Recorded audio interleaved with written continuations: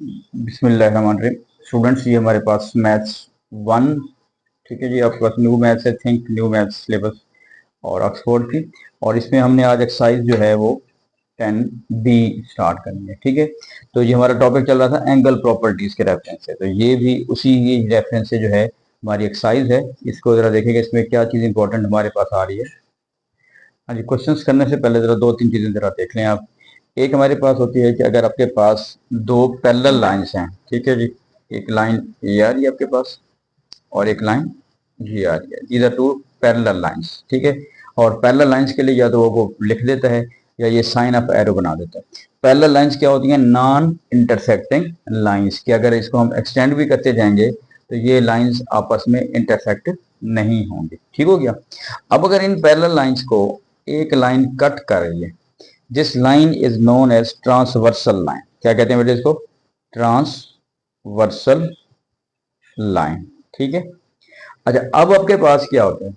देखिए, एक तो चीज अपने ध्यान में रखनी है कि जो हमारे पास एंगल होता है, ठीक है, जब हम कोई एक दो आर्म होती है उसकी पीछे भी हम बात कर चुके हैं कि अगर एक आर्म ये है, एक आर्म ये है, कि जहां पे दो लाइंस की इंक्लिनेशन बनती है तो ये हमारे पास एक एंगल बन जाता है, ठीक है। अब देखें कि इसमें जब हमने लाइन बनाई है इसमें कितने एंगल्स बन रहे हैं। ये बहुत इंपॉर्टेंट है कि इसी अगर ये कॉन्सेप्ट क्लियर हो जाएगा फिर एक्सरसाइज आपकी सारी ऑलमोस्ट क्लियर हो जाती है। देखिए इसमें देखिएगा 1 2 3 4, 4 एंगल ये बन गए। इसी तरह 5 6 7 8, ये ओवरऑल 8 एंगल बन रहे हैं। अब मैं इनको एक पूरा सर्कल भी बना सकता था, लेकिन थोड़ा सा शो करने के लिए कि हमारे पास कितने एंगल्स बन रहे हैं, ठीक हो गया। अब अगर हम इसको नाम दे देते हैं, सपोज ये 1 2 3 4, नेक्स्ट वन इज 5 6 7 और 8, ये आपके पास नाम है, ठीक है। अब आप देखें इसमें ये एंगल्स जो है, अब इसके कुछ नाम हैं, उस कॉन्सेप्ट को आपने ध्यान रखना है। कुछ तो आपने पढ़े हुए हैं। पहली बात यह है कि हमारे पास ये होता है कि जो एंगल, अगर मैं इसको थोड़ा सा ये कर देता हूँ, angle 1 is equal to angle 3। हाँ जी, इसको क्या नाम दे सकते हैं? एंगल 1 और एंगल 3 मैं कहता हूँ इक्वल हैं, तो इसको इसको क्या नाम दे सकते हैं?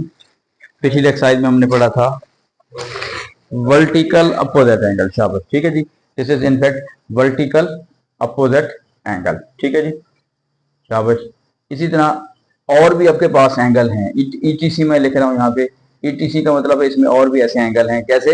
ये देखिएगा 1 और 3 है बेटा, 2 और 4 है, 5 और 7 है, 6 और 8 है। These are the vertical opposite angle, ठीक है। और जितनी भी वर्टिकल अपोजिट एंगल्स होंगे जहां पर भी होंगे there will be equal. Clear होगी बात? ये एक तो आपने ये ध्यान रखना है। दूसरी बात आपके पास ये होता है कि हमारे पास जो एंगल 3 है, ये चले आप पहले वो हम कर लेते हैं जो हमने अभी ये तक पढ़ी हैं। अगर एंगल 1 प्लस एंगल 2 करूं, एंगल 1 प्लस एंगल 2, इसका सम कितना बनेगा भाई? एंगल 1 प्लस एंगल 2, अगर हम इन दोनों को ऐड करें इनका सम कितने किसके बराबर बनेगा? 180 बनेगा। क्यों बनेगा? दैट इज स्ट्रेट एंगल, ठीक है जी। अब इसमें आप देखें और भी आपको मिल जाएंगे। कौन कौन से मिल रहे हैं?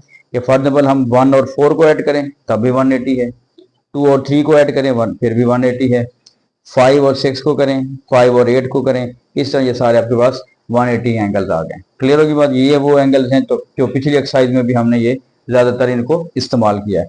इसी तरीके से देखें हमारे पास जो एंगल है, angle 3 is equal to angle 5, angle 3 is equal to angle 5, ये आपके लिए नई चीज है। और इसी तरीके से आपके पास angle 4 is equal to angle 6. These two angles are known as alternate angle. क्या कहते हैं बेटे इसको? alternate angle।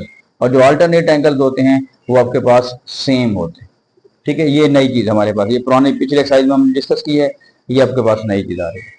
अब आपके पास क्या आ रहा है जी? Angle 1 is equal to angle 5, angle 1 is equal to angle 5। Similarly angle 4 is equal to angle 8 and ETC में लिख रहा हूं यहां पे, इनके कहते हैं कॉरेस्पॉन्डिंग एंगल। क्या कहते हैं बेटा? Corresponding angles. क्योंकि जब आप लिखेंगे कि ये चीज इसकी इक्वल है, तो आप इसकी रीजन भी देते हैं कि क्यों इक्वल आ रहा है, तो उसका नाम देते हैं दैट इज कॉरेस्पॉन्डिंग एंगल्स। ठीक है।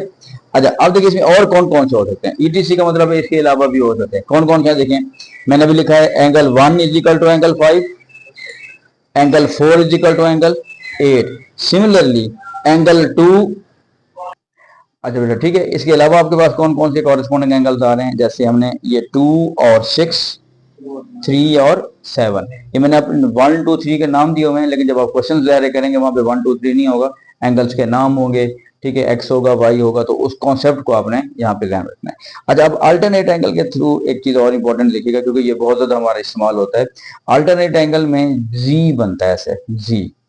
ठीक है जी, ऐसे जेड बनता है, और जो जेड की शेप होती है वो आपके पास नॉर्मली 3 किस्म की मतलब बन सकती है। यूं जी भी बन सकता है, यूं जी भी बन सकता है, ये पैरेलल लाइंस आ रही हैं, और एन भी आपको नजर आएगा ये जब हम क्वेश्चंस करेंगे। ठीक है, एक साइड पे उसको आप एन भी सपोज कर सकते हैं। अब इसमें ये जो एंगल होते हैं ये अल्टरनेट एंगल होते हैं। ठीक है, जहां पर भी जी बनेगा ये एंगल आपके पास अल्टरनेट एंगल बनेंगे। ठीक है, फॉर एग्जाम्पल देखें ये 3 है, देखिए ये जी बन रहा है, तो 3 और 5 एंगल्स अल्टरनेट एंगल्स हैं, सेम एंगल्स हैं। इसी तरह एंगल 4, ये देखिए ये जी यूं बन रहा है उलट, 4 और एन भी आपके पास, सॉरी 4 और 6 भी आपके पास क्या बन रहा है, अल्टरनेट एंगल बन रहा है। ठीक है जी, तो इस तरह आपके पास इसको यूज कर सकते हैं, आगे हम कहीं पे आगे भी यूज करेंगे। नेक्स्ट बेटा आ जाए आपके पास, अब ईटीसी जब मैं लिख रहा हूँ कि इसका मतलब इसके अलावा भी हो सकते हैं, तो नेक्स्ट हमारे पास है कि angle 4 plus angle 5 is equal to 180 degree. ये बेस एंगल्स होते हैं। ये क्या होते हैं, बेस एंगल्स, तो इन्हें कहते हैं बेस एंगल्स। तो जो बेस एंगल्स हैं इनका जो सम होगा वो 180 के बराबर होगा, एंगल 4 प्लस एंगल 5। इसी तरीके से एंगल 3 प्लस एंगल 6, इसका सम भी बेटा क्या बनेगा, 180 डिग्री बनेगा। These are known as the base angles. ठीक है जी, बेस एंगल्स की हम बात करें तो ये आपने कॉन्सेप्ट ध्यान में रखना है। ठीक है जी, ओके जी। उसके बाद देखिएगा जिस तरह सर्कल जब बनता है 1 प्लस 2 प्लस 3 प्लस 4, अगर सबको ऐड करेंगे तो दैट विल बी आप 360 डिग्री। ठीक है, तो बेसिक ये आपके पास आपके पास बेसिक्स हैं, कुछ बेसिक्स ऑफ एंगल प्रॉपर्टीज। इसको आप अगर याद कर लेंगे इस हवाले से, ठीक है, तो फिर ये बहुत सारे एंगल्स आपके पास इसमें ये आ जाते हैं। ठीक, और बहुत सारे हमारे जो क्वेश्चंस हैं वो इसी से ही हमारे सॉल्व आउट हो जाएंगे। ठीक हो गया जी।